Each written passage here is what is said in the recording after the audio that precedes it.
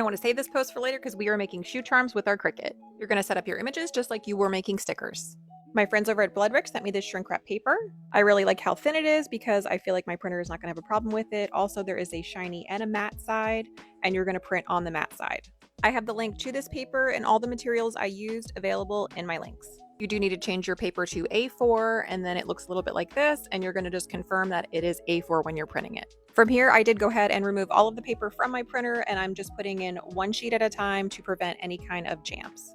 It printed out absolutely perfectly, so make sure it is very, very dry and don't touch any of the images to avoid smudging. Also, go ahead and move your star rails over to the side so that they don't smudge or scratch your images. Because you can't use a brayer, I highly recommend that you tape down your paper to your mat. It would even be fine if you wanted to go ahead and just tape your registration marks too. I am using the cut setting 323, 2 times around. As always, do your own test cuts.